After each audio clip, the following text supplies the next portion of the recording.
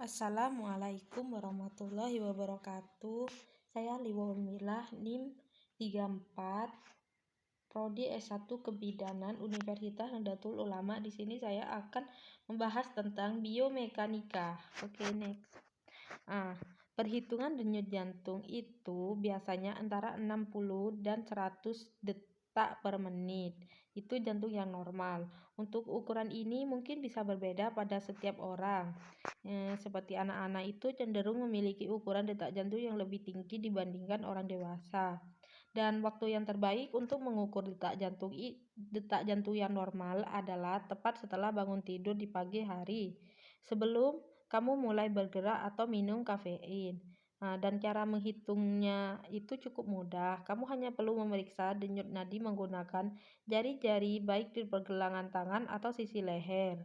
Kalau yang di pergelangan tangan itu seperti kamu tekan perlahan telunjuk dan jari tengah salah satu tangan di pergelangan tangan yang berlawanan tepat di bawah pangkal ibu jari. Kalau di bagian leher itu, tekan sedikit sisi leher, tepatnya di bawah tulang rahang. Dan hitunglah jumlah denyut dalam 15 detik dan kalikan dengan 4, itulah detak jantungmu. Untuk mengukur yang lebih akurat, kamu perlu mengulangi beberapa kali dan menggunakan rata-rata dari ketiga hasil ukuran tersebut. Dan untuk pengukuran detak jantung normal, kamu harus mengikuti langkah-langkah sebagai berikut. Yang pertama itu jangan mengukur detak jantung dalam 1 hingga 2 jam setelah kamu olahraga atau kejadian yang membuatmu stres. Detak jantung itu bisa tetap tinggi setelah aktivitas berat. Yang kedua itu tunggu 1 jam setelah mengkonsumsi kafein, yang bisa menyebabkan jantung berdebar-debar dan detak jantung meningkat. Yang ketiga, jangan mengukur detak jantung setelah kamu duduk atau berdiri dalam waktu lama. Hal ini bisa mempengaruhi detak jantungmu. Dan selanjutnya, ditinjau dari aktivitas dalam keseharian, denyut nadi dapat dibedakan menjadi beberapa macam. Di antaranya, yang pertama ada denyut nadi basal, yaitu denyut nadi bangun tidur. Yang kedua itu ada denyut nadi istirahat, yaitu denyut nadi pada saat tubuh tidak beraktivitas. Yang ketiga ada denyut nadi latihan, yaitu denyut nadi pada saat latihan dan berlangsung.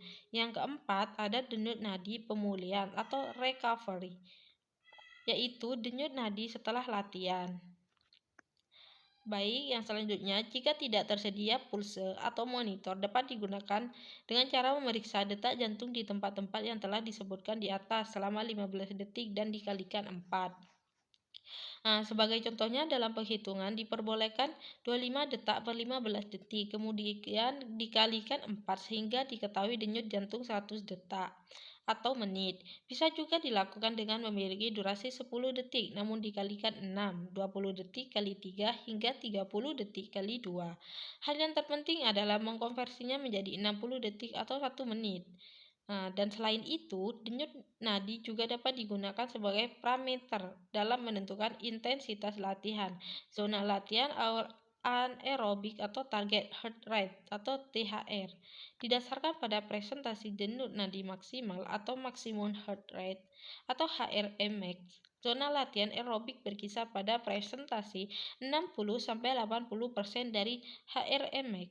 Hal ini diketahui berdasarkan asumsi ahli bahwa respon jantung dan paru-paru akan terjadi pada denyut nadi 60% dari HRMX. Sedangkan zona di atas 80% sudah memasuki aktivitas aerobik. HRMX dapat dihitung dengan rumus 220 sampai usia.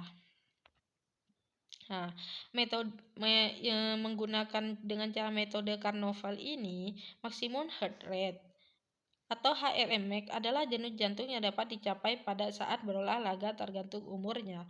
Formula yang paling sering digunakan adalah formula Vogt and Haskell.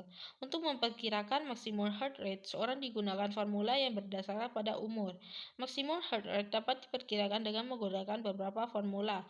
Formula yang paling sering digunakan adalah HRMX 220 sampai umur itu pada laki-laki. Kalau HRMX yang kedua ini 226 sampai umur itu untuk wanita. Sedangkan 220 sampai setengah umur pada obesitas. Metode Carnovel ini, target heart rate THR adalah denyut jantung yang dicapai selama melakukan latihan, di mana jantung dan paru-paru mendapat manfaat maksimal dari latihan tersebut. Perhitungan THR dilakukan dengan beberapa metode. Yang pertama itu, hitung denyut jantung maksimum Anda. Kurangkan umur Anda dari 220. Ini adalah denyut jantung maksimum atau HRNmax.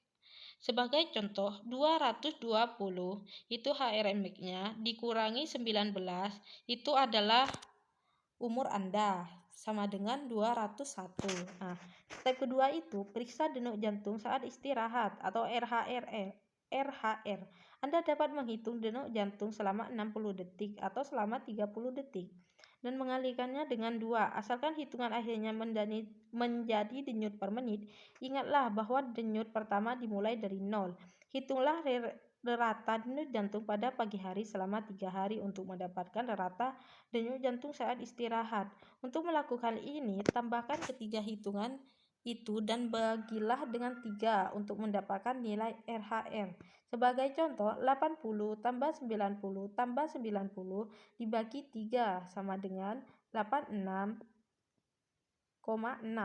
Itulah hasil RHR-nya.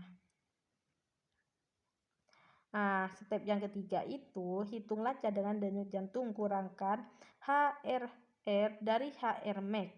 Hasilnya adalah nilai cadangan denyut jantung. Sebagai contoh, jika HRmax-nya adalah 201 dan RHR adalah 87, hitunglah dengan cara demikian, yaitu 201 dikurangi 87 sama dengan 114. 201 itu adalah HRNmax-nya dan 87 adalah RHR-nya. Yang step yang keempat, hitunglah batas atas dan bawah dari THR. Untuk batas atas, Anda dapat menggunakan 80% dari HRmax reservoir-nya dengan cara mengalihkan dengan 0,8 lalu menambahkan RHR ke hasilnya. Sebagai contoh, 114 kali 0,8 sama dengan 87 RHR. Sama dengan 178,2 or 178. Untuk batas bawah, Anda dapat menggunakan 60% dari HRmax reservoir dengan cara mengalihkan dengan 0,6 lalu menambahkan RHR ke hasilnya. Sebagai contoh, 114 kali 0,6 ditambah 87, itu 87 adalah RHR-nya sama dengan 155,4 atau 155. Yang step kelima itu, tambahkan batas atas dan bawah dari THR dan bagilah jumlah dengan 2. Hal ini akan menghasilkan nilai rata-rata dari denyut jantung sasaran. Sebagai contoh, 155 ditambah 178 dibagi 2 sama dengan 166,5 atau 167. Apa sih hubungan antara denyut jantung, aktivitas, dan metabolisme? Pengukuran denyut jantung selama aktivitas merupakan metode untuk menilai kardia-artery.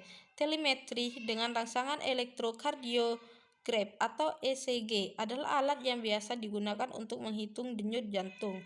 Pengukuran denyut jantung atau denyut nadi dapat dilakukan secara manual melalui lokasi tubuh yang dilewati oleh arteri radialis, memakai stopwatch dalam penghitungan waktu dengan menggunakan waktu selama 10, 15, 30, ataupun 60 detik. Kerja jantung dapat dilihat dari denyut nadi yang merupakan rambatan dari denyut jantung. Denyut tersebut dihitung tiap menitnya dengan hitungan repetisi atau kali atau menit, atau dengan denyut nadi maksimal diukur umur. Denyut nadi normal dalam keadaan istirahat sama dengan denyut jantung, yaitu sekitar 70-80 denyut per menit. Aktivitas tubuh yang tinggi akan menyebabkan metabolisme tubuh semakin meningkat, sehingga kebutuhan oksigen semakin besar dan frekuensi denyut nadi juga akan meningkat. Peningkatan aliran darah untuk mensuplai zat makanan dan oksigen ke jaringan otot akan terjadi jika aktivitas tubuh semakin tinggi, sehingga jantung berkontraksi lebih cepat dan kuat yang akhirnya akan meningkatkan denyut nadi. Denyut nadi saat berolahraga atau saat melakukan aktivitas fisik hingga mencapai kelelahan disebut dengan denyut nadi maksimal atau HRMAX. HRMAX merupakan batas kemampuan seorang saat melakukan aktivitas fisik, di mana bila seorang melakukan suatu aktivitas yang dapat memacu denyut jantung dan apabila setelah diukur angka denyut nadi telah melebihi HRMAX, maka sebaiknya segera istirahat, karena jika diteruskan dapat menimbulkan kram jantung. Pengukuran maksimum heart rate yang paling akurat adalah dengan cardiac stress test. Subjek melakukan olahraga sambil dimonitori dengan ECG. Baik, sekian, terima kasih penjelasan dari saya. Kurang lebihnya mohon maaf. Wassalamualaikum warahmatullahi wabarakatuh.